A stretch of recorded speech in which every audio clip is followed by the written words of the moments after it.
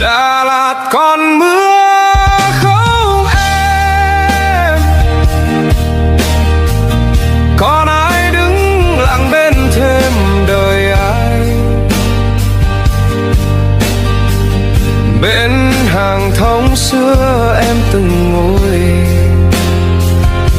giờ ai chạm khẽ